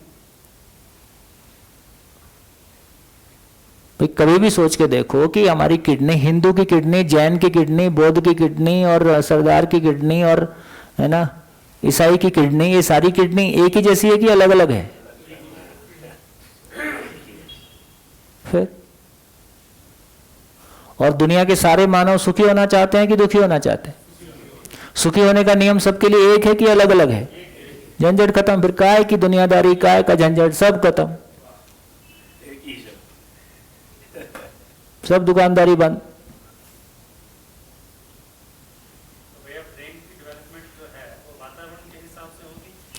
भैया ब्रेन की डेवलपमेंट ना, ब्रेन तो ऐसा समझिए कि लगभग ब्रेन एक तरह से, अब ये समझ में, जितना अपन दर्शन में बात कर रहे हैं, जितनी अपन समझ रहे हैं, तो बेसिकली ब्रेन एक माध्यम भर है जो जीवन के कंपन का प्रसारण शरीर पे करता है और शरीर की सूचनाओं को जीवन तक पहुंचा रहा है, माध्यम है।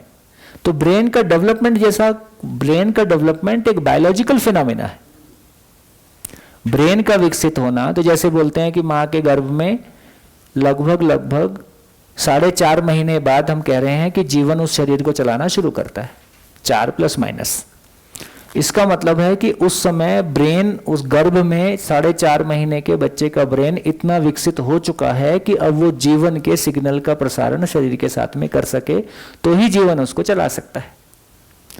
अब गर्भ काल में किसी लेवल तक और विकसित होगा, फिर मेरे को लगता है कि गर्भ के बाहर आने तक 3, 4, 5, 10 साल तक कुछ विकसित और होता होगा। एग्जैक्टली बायोलॉजिकली मेरे को इस बारे में कम जानकारी है, लेकिन ये एक बायोलॉजिकल मामला है। इसका आदमी की विचार शक्ति से, कोई आदमी बहुत समझदार है तो उसका ब्रेन बहुत डेवलप्ड है, इसका कोई लेन देन नहीं।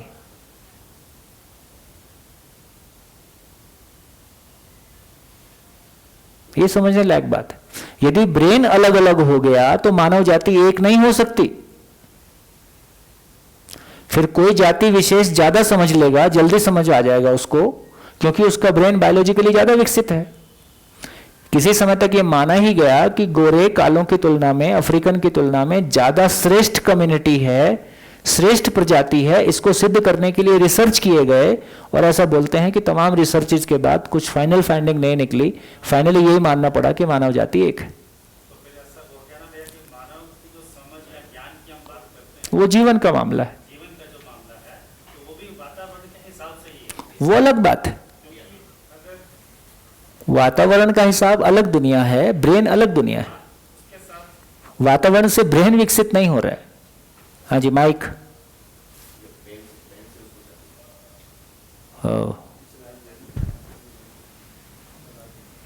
तो कोई एक शरीर जो है वो रिमोट एरिया में रहता है, कोई मानव जो है वो रिमोट एरिया में रहता है। हाँ। और कोई एक बहुत डेवलप एरिया में रहता है।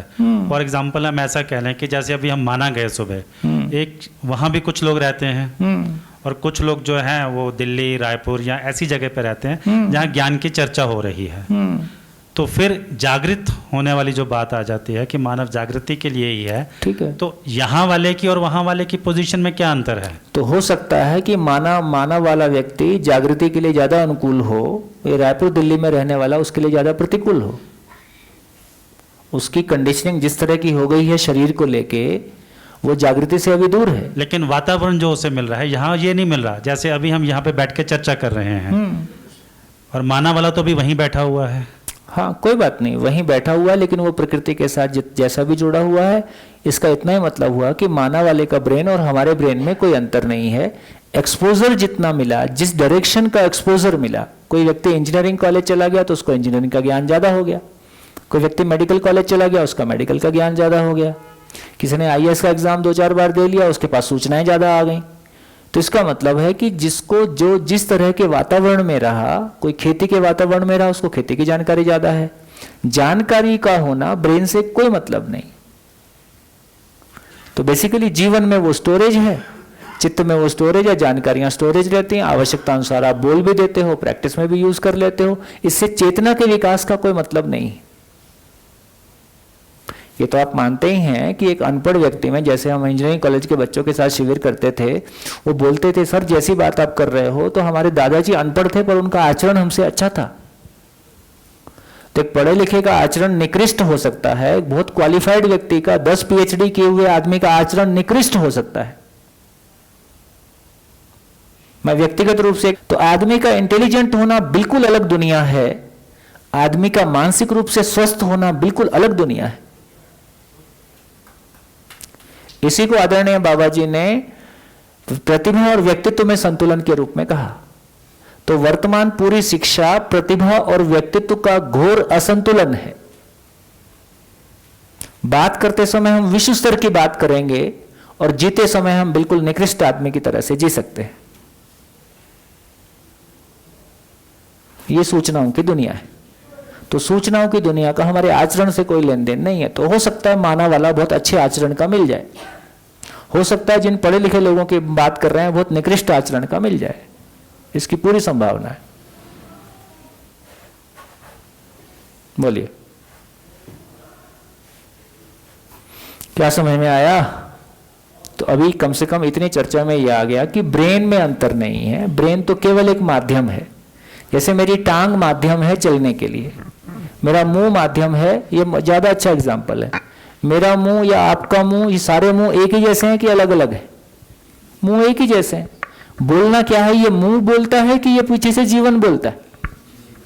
आप देख लीजिए, सारे आदमी 5 से 6 फुट के, वजन 60 से 80 किलो, ठीक, आयु प्लस माइनस 80 हो गई, स्त्री या पुरुष, रंग थोड़ा सा सांवला थोड़ा सा गोरा, क्या फर्क पड़ता है शरीर में? शरीर में कोई ज्यादा अंतर देखने में आता है? और किसी आदमी को देख के आप पहचान सकते हो ये आदमी किस कैलिबर का होगा? वो सुंदर पिचाई गूगल का किसका डायरेक्टर है? गूगल का सीईओ है ना, उसको सिंपल कपड़े पहना के बिठा दोगे तो आपको लगेगा नहीं ये कि नौकरी देने लायक है। आप फिल्म में देखते ही हो, उसी हीरो को एक फिल्म में डॉक्टर बना देते हैं तो डॉक्टर जैसा दिखने लगता है, उसी को आईएएस ऑफिसर बना देते हैं तो उसकी चाल ढाल से वो आईएएस ऑफिसर दिखने लगता है ना। तो इसका मतलब सारी पैकिंग ही तो है। तो सारी पैकिंग की जब बात करोगे तो शरीर में कोई ज्यादा अंतर नहीं है भैया। ये अंतर इतना बड़ा किसमें है? एक व्यक्ति हजारों लोगों के लिए रोजगार क्रिएट करता है, एक व्यक्ति अपने 2 वक्त की रोटी नहीं कमा पाता है, भीख मांग रहा है सड़क पे। एक व्यक्ति हजारों लोगों की खुशहाली के लिए सोचता है, एक आदमी खुद अपने पे रोते रहता है। ये अंतर किस बात का है? ये ब्रेन का अंतर है, ये ब्रेन का अंतर है कि ये जीवन की मौलिकता है, ये जीवन की मौलिकता। तो थोड़ा सा हमारा ध्यान जाएगा तो हमको शरीर के बियॉन्ड जीवन दिखना शुरू हो जाएगा। हमारा ध्यान इस बात पे चला जाएगा कि आदमी की शकल सूरत कैसी है, कोई खास फर्क नहीं पड़ता है। उस शकल सूरत को चलाने वाला कौन है? तो गाड़ी किसकी, गाड़ी कौन सी है, इससे फर्क नहीं पड़ रहा है ना। गाड़ी चलाने वाला कौन है और गाड़ी चला के लेके कहाँ जाएगा और किस काम में गाड़ी लाएगा, तो बेसिकली उस जीवन की मौलिकता ही उसकी मूल चीज है। इस पे हमारा ध्यान चला जाएगा तो शरीर को लेके हमारे तमाम झंझट खत्म हो जाएंगे। और शरीर में हमारा कोई रोल है भी नहीं। जैसे मेरे माँ बाप का था, फैक्ट्री जैसी थी वैसा प्रोडक्ट है, इसमें क्या खास बात है? और क्या, मेरे माँ बाप का रंग रूप ऐसा था तो मेरा शरीर ऐसा, इसमें मेरा कोई रोल ही नहीं है, ना गोरे का, ना काले का, ना हाइट का, ना मोटापे का, ना पतले का। हमारा कोई इसमें रोल ही नहीं है। मेरा रोल तो यहां से शुरू होता है कि मैं शरीर का करूंगा क्या, यहां से मेरा रोल शुरू होता है। तो ब्रेन का कोई रोल नहीं, ऐसा क्लियरली कहा जा रहा है। जो भी कुछ भिन्नताएं हैं मानव में, वो जीवन की भिन्नताएं हैं, जीवन की यात्रा की भिन्नताएं हैं, उसके निष्कर्ष लेने की ताकत है, सही को पहचानने की ताकत है, भ्रम को समीक्षा करने की ताकत है, अपनी उपयोगिता के विस्तार को, अपने जीने के पर्पस को समझने की यात्रा है।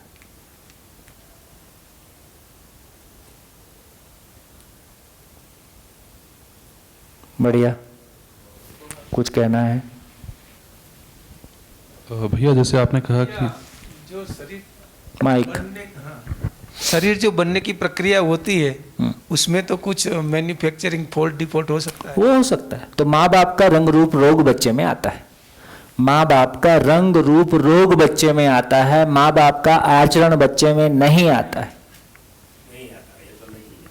आचरण जेनेटिकली, आचरण का मतलब धन के प्रति दृष्टिकोण, स्त्री पुरुष संबंध के प्रति दृष्टिकोण और मानव और प्रकृति के साथ व्यवहार करने के प्रति उसका दृष्टिकोण, उसकी समझ होती तो नहीं तो संत का बेटा डाकू पैदा होता हुआ देखा जाता है, डाकू का बेटा संत पैदा हुआ देखा जाता है। तो आचरण जेनेटिकली ट्रांसफर नहीं होता है, माँ बाप का रंग रूप रोग बच्चे में ट्रांसफर होता है। ठीक ही है, केमिकल है। अब केमिकल में आचरण थोड़ी घुस जाएगा, भी 2 केमिकल ही तो हैं जो माँ बाप से मिले। मानव के लिए तो ऐसा कहा जाता है कि इनबिल्ट पशु है। जिसको समझने नहीं आया उसने ऐसा कहा। इनबिल्ट पशु का मतलब है भ्रमित रहेगा तो पशु समान जिएगा, आहार निद्रा भय प्रजनन में जिएगा। लेकिन इनबिल्ट क्या कहने का क्या मतलब है? जंगल में कोई पशु मनुष्य रह गए बच्चे से, तो बड़ा हुआ तो पशु की तरह ही चलता। हाँ वो ठीक है, वो ठीक है आपकी बात, वो ठीक है आपकी बात। क्योंकि बेसिकली मानव संस्कार अनुषंगी इकाई है, मानव समझ के जीने वाली इकाई है, मानव वंश नहीं है। वंश, मानव वंश परंपरा नहीं है। कुत्ते का बच्चा गाय का बच्चा गाय के जैसा बिहेव करता है, शेर का बच्चा शेर के जैसा बिहेव करता है, उसके लिए उसको अलग से लंबी चौड़ी ट्रेनिंग की आवश्यकता नहीं है। इससे भी ज्यादा आश्चर्यजनक है वो साइबेरिया से कौन सा वो पक्षी चल के आता है 11,000 किलोमीटर, बीच में बच्चे भी देता है और बच्चे भी उड़ के वहीं पहुंच जाते हैं। वो बिल्ट इन है, इनबिल्ट है। इसका मतलब ये समझ में आया कि वंश परंपरा है, वंश परंपरा की धाराएं वंश परंपरा के साथ जुड़ी रहती हैं। लेकिन मानव का बच्चा पैदा होगा तो उसको यदि जैसा वो देखेगा वैसा जिएगा, जैसा वो समझेगा मानेगा वैसा जिएगा। तो मानव के साथ ये, तो यहां जीवन की मौलिकता आ गई। इसलिए मानव का शरीर वंश परंपरा है, मानव वंश परंपरा नहीं है, आचरण वंश परंपरा नहीं है, शरीर वंश परंपरा है। जैसे हमारे माँ बाप का रंग रूप रोग होता है वैसा हमारा रंग रूप रोग हो जाता है।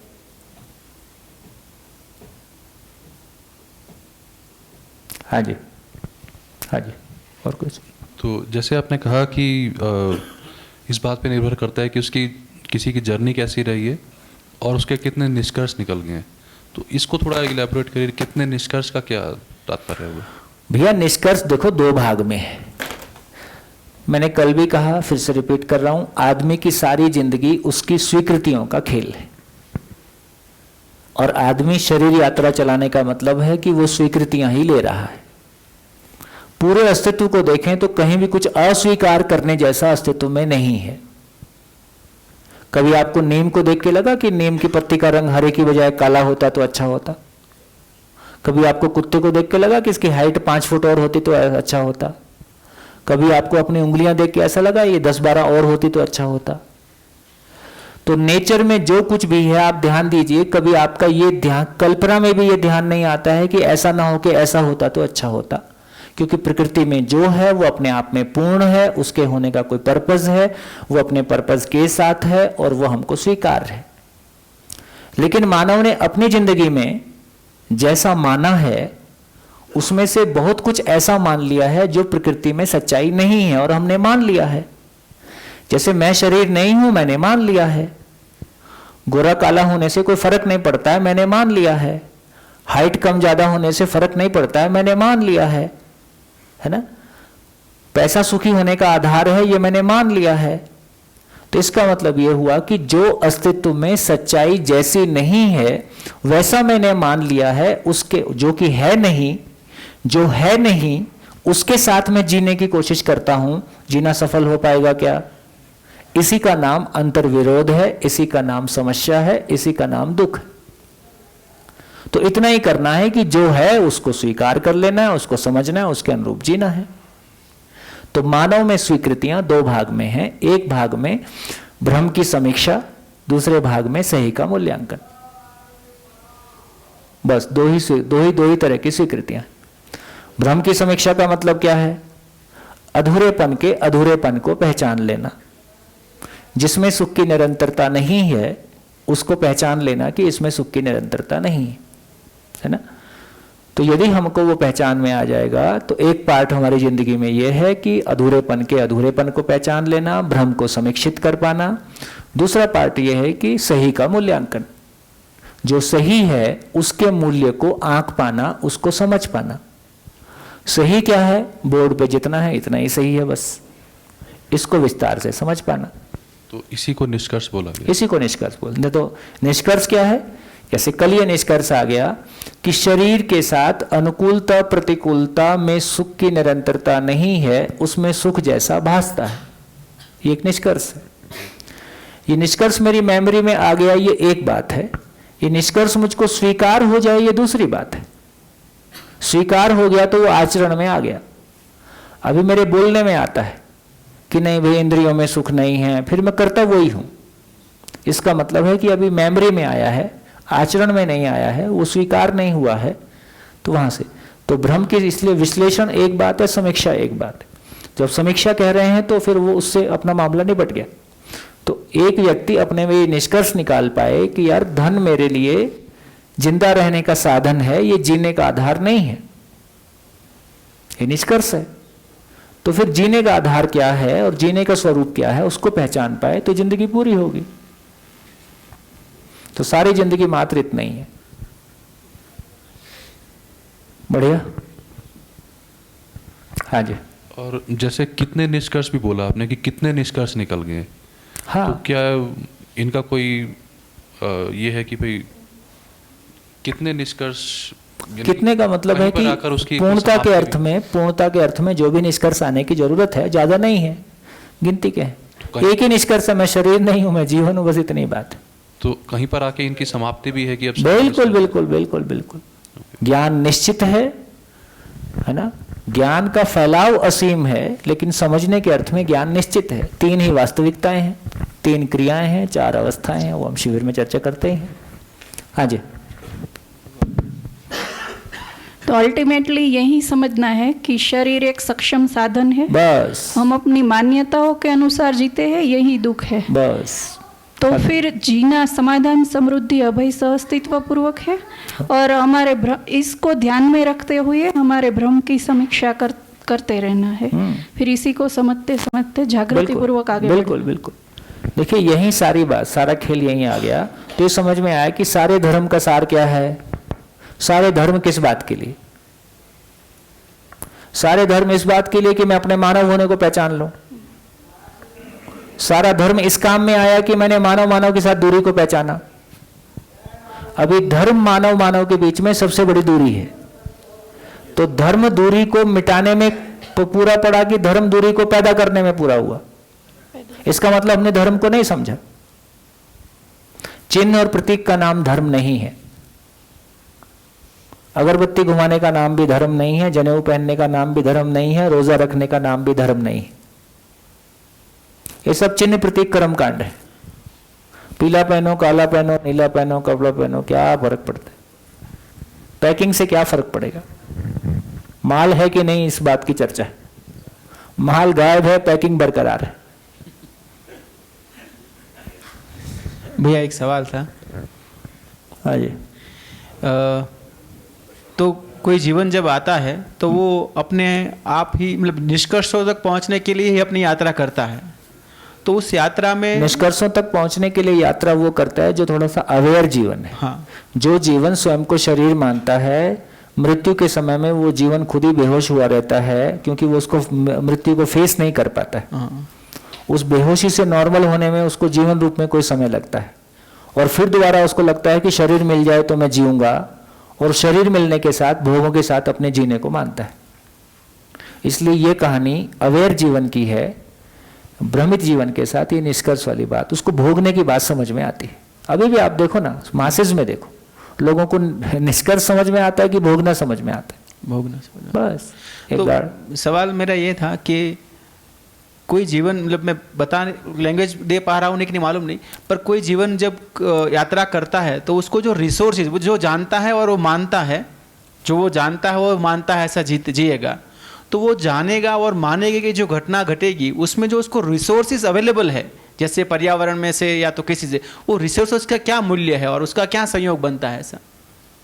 जैसे कि हम लोगों को, आप गुजरात में हैं और भारत में ये दर्शन की बात हुई तो एक रिसोर्सेज अवेलेबल था तो कुछ मौका मिला, अब कहीं पर नहीं है, तो वहाँ क्या वो संभावनाएं कम हो जाती है जागृति की, कि वही संभावना बरकरार रहती है? वही बरकरार रहती है भैया।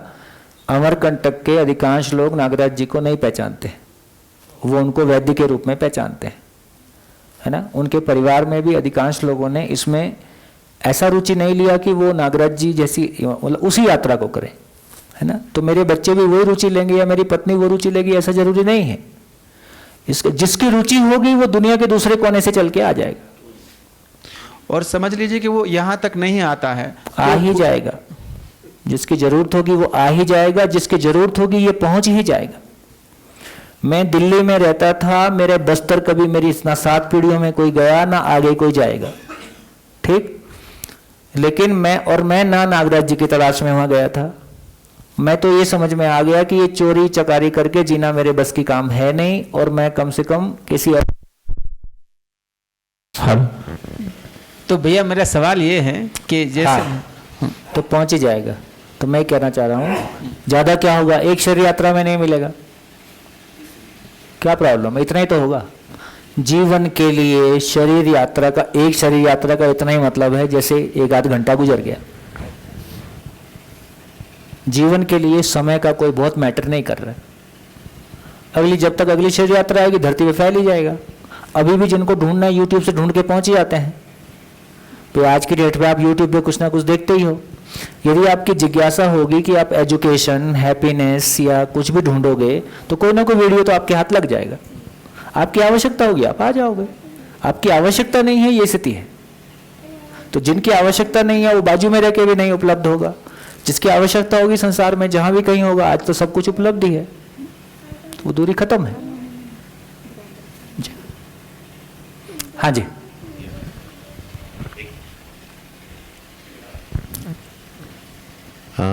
भैया जैसे जो जड़ प्रकृति में और भी जो इकाइयां हैं, जैसे पेड़ पौधे हैं और जितने पदार्थावस्था जो है, तो इनको जैसे मेरे भाव जो मेरे को इनकी जो निरंतरता देखनी है वो किस उनका क्या पक्ष दिखेगा? समझ समझ समझ। किसी भी इकाई, जैसे शरीर है, शरीर भी तो पेड़ पौधा ही है। हाँ, शरीर भी कोशिकाओं से बनी हुई रचना है। बिल्कुल। जैसे पेड़ पौधे को बीज डाल दिया, पेड़ पौधे में 2 पत्ती आ जाती हैं। मानव में बीज डाल दिया तो एक मानव पैदा, बच्चे का शरीर पैदा हो जाता है। अब पेड़ में खाद पानी ठीक से डालते जाओ, शरीर बढ़िया बड़ा, पेड़ पौधा बढ़िया बड़ा होता है। बच्चे को भी ठीक से खिलाते पिलाते जाओ, बढ़िया बच्चा बड़ा होता है। बायोलॉजिकल तो है। कोशिका से बनी हुई इकाई का भोजन कोशिका ही होता है। हम कोशिकाएं ही खाते हैं, पेड़ पौधे भी कोशिकाएं ही खाते हैं, वही उनका भोजन है। तो लेकिन मानव एक विकसित इकाई है। तो इस रूप में पेड़ पौधे के रूप में अब शरीर के बारे में जो हमारी समझ है, क्या समझ है कि शरीर समझ, जागृति के लिए, समझने के लिए साधन है। अब ये शरीर को पता है कि अब मैं समझने के लिए साधन हूं? नहीं, शरीर को तो नहीं पता है। नहीं, ठीक है। तो जिस तरह से शरीर के बारे में, शरीर के होने का एक निश्चित प्रयोजन है, पर्पस है, और इस पर्पस को मानव पहचानता है। ठीक है, वो तो है, प्रकृति विधि से है। हाँ। उसी तरह से पेड़ पौधे का भी होने का कोई पर्पस है। तो पेड़ पौधे, जैसे अभी इन्होंने कहा कि जैसे जैसे ठंड बढ़ेगी यह सारा हरियाली सूखना खत्म हो जाएगी और ऑक्सीजन लेवल कम हो जाएगा, क्योंकि पेड़ पौधे ऑक्सीजन छोड़ते हैं। अब मैं इसके बोलने के बाद कल्पना कर रहा था कि जो बर्फ में 6 महीने साधु रहता है उसको ऑक्सीजन कहां से मिलती है? पूरे बर्फीले इलाकों में जहां कोई पौधा नहीं है वहां भी साधु रहता है और भरी बर्फ में रहता है, तो उसको ऑक्सीजन कहां से मिलती होगी? वहां तो ऑक्सीजन नहीं है।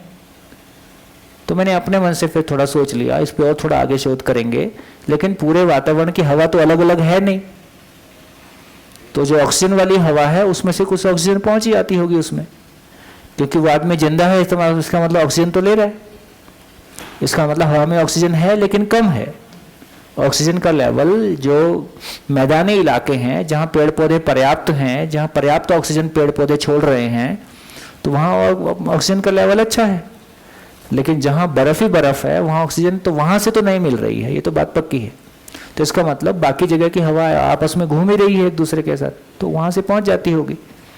तो इसका मतलब ये हुआ कि पेड़ पौधे के होने का प्रयोजन, पशु पक्षी के होने का प्रयोजन, तो जब तक वो प्रयोजन निश्चित है, पेड़ पौधे की परंपरा नहीं है, आज है कल मर जाएगा, लेकिन पेड़ पौधे की परंपरा है। नीम का पौधा इतने बीज देके जाएगा कि नीम की परंपरा बनी रहेगी।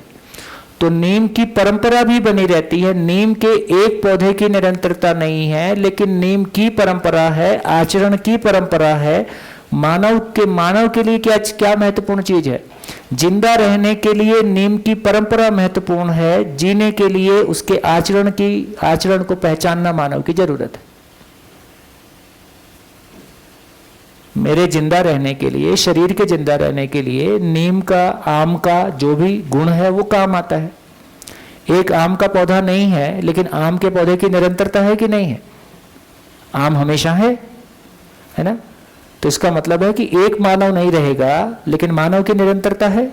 तो जिन इकाइयों की अस्तित्व में निरंतरता नहीं है, परंपरा के रूप में उनकी निरंतरता बनी रहती है, और उसका प्रयोजन तो शाश्वत बना ही रहता है ना? अब पूरी धरती पे कहीं भी शरीर होगा, शरीर का एक ही मतलब है, वो जीवन जागृति का साधन है। ऐसा कैसे है? इसको कैसे मान लें? इसके भिन्न कुछ भी प्रयोग करके देख लो, आप असंतुष्ट रहोगे, ये नियम है। कर लो जो करना है। राष्ट्रपति हो जाओ, प्रधानमंत्री हो जाओ, नहीं काम चलेगा। हाँ, राष्ट्रपति प्रधानमंत्री हो गए भी आपके पास अच्छी समझ है तो उसको उपयोग करने का अवसर है। तो यहाँ ये बात भी क्लियर हो जाए जो कल से चल रही है कि रूप बल धन पद का कोई औचित्य है कि रूप बल धन पद अपने आप में कोई खराब चीज है ना। तो रूप बल धन पद बुद्धि का व्यक्त होने का साधन है। रूप बल धन पद बुद्धि के व्यक्त होने का साधन है, और बुद्धि नहीं है, आप खुद में एक अहंकार का पुतला हो और दूसरों के लिए बोझ हो। घर में परेशान है, अपने माँ बाप से बच्चे परेशान है, क्योंकि बुद्धि नहीं है तो घर में बातचीत नहीं हो रही है। तो बुद्धि, मानव बुद्धि पूर्वक ही जीता है, मानव बुद्धि पूर्वक ही जी सकता है ना। पशु मन के साथ जी सकता है, क्योंकि पशु वंश परंपरा है। मन की इतनी ही हैसियत है, मन की औकात इतनी ही है कि वो शरीर को पहचान सकता है। बुद्धि की वो हैसियत है कि वो अस्तित्व के नियम को पहचान सकता है, उस समझ को पहचान। तो मानव का जीना बुद्धिपूर्वक ही हो सकता है, बुद्धि से कम में मानव का जीना नहीं हो सकता है। हमारा जीना नहीं हो रहा है तो इसका एक ही मतलब है कि बुद्धि अभी चालू नहीं है, ऊपर वाला माला खाली है।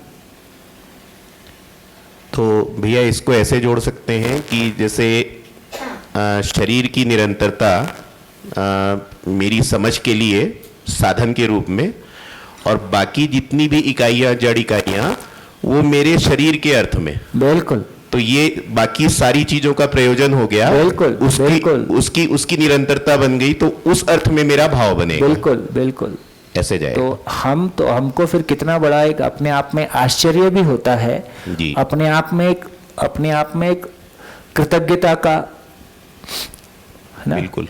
मानव के प्रति कृतज्ञता होती है, लेकिन प्रकृति के प्रति वो कृतज्ञता का भाव आता, इस अस्तित्व के प्रति कृतज्ञता का भाव आता है कि मेरे जीवन के प्रमाणित होने के लिए एक ऐसे शरीर की आवश्यकता थी। इस शरीर के बनने के लिए स्त्री पुरुष शरीर का होना है।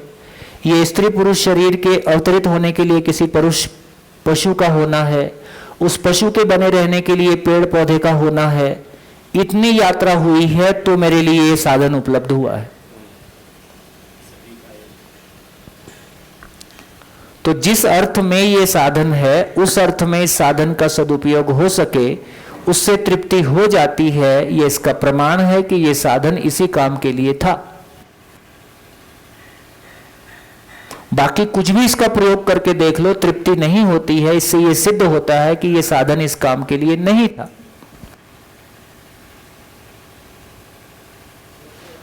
अब इसमें कोई प्रवचन नहीं है ना, ऐसा करना चाहिए, समाज के लिए तन मन धन लगाना चाहिए, कुछ नहीं। आग लगा दो समाज को, खुश हो जाओ तुम। समाज को आग लगाने से तुम खुश होते हो तो हो जाओ, ऐसा बोलो। चूल्हे में गया समाज, हो के दिखाओ। नहीं हो सकता, यही प्रॉब्लम है।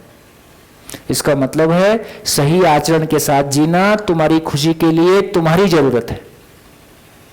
चाहिए वाइए खत्म। बच्चों को बोलो ना ऐसा करना चाहिए, नहीं, तुम्हारे खुश होने के लिए ऐसा जीना तुम्हारी जरूरत है। नहीं तो जो कर सकते हो कर लो। बिल्कुल नहीं। यदि निरंतरता है तो कोई भ्रम नहीं है। भ्रम टूट ही जाएगा, क्योंकि जो जिस तृप्ति की निरंतरता नहीं है वो भ्रम है। यदि वो भ्रम है तो टूट ही जाएगा। अहंकार टूट ही जाता है। 5 साल, 10 साल, 15 साल, और ऐसा नहीं, बीच बीच में टूटता ही रहता है। हमारे पास क्या सही वाला मॉडल नहीं है, इसलिए हमारी इसलिए हमारे अहंकार लंबे समय तक चल जा रहे हैं। हमारे साथ सार्थक जिंदगी जीता हुआ मॉडल ही उपलब्ध नहीं है।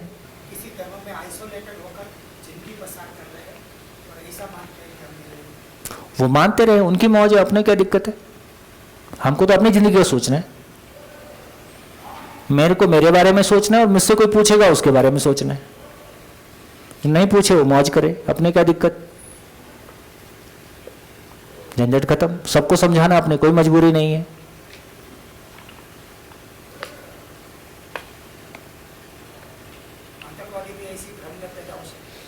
है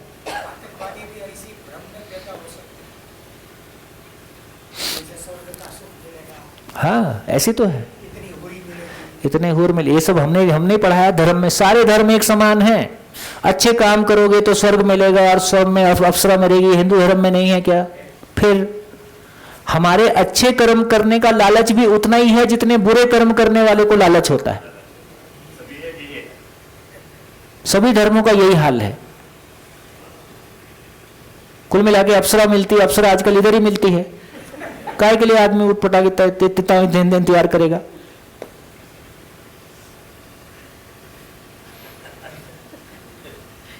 युवा पीढ़ी को समझ में आ गया।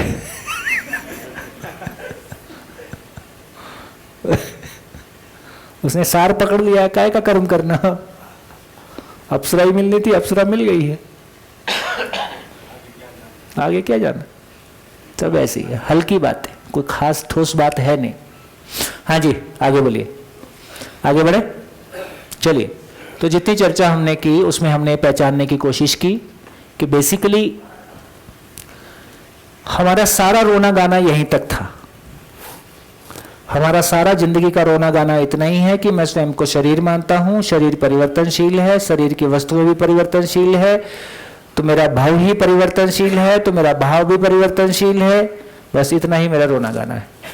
इधर आता हूं, जैसे ही मैं इसको पहचानता हूं तो पता चलता है कि ये तो एक निरंतर वास्तविकता है, और जब इधर आता हूं तो पता चलता है ये एक नित्य वास्तविकता है। तो तीन तरह की वास्तविकताएं हैं, परिवर्तनशील वास्तविकताएं हैं, निरंतर वास्तविकताएं हैं और नित्य वास्तविकता है।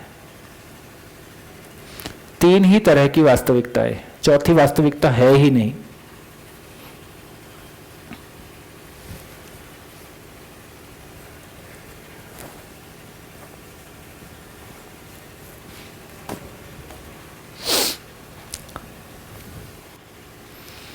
तीन ही वास्तविकता है, चौथी कोई वास्तविकता है ही नहीं, है ना।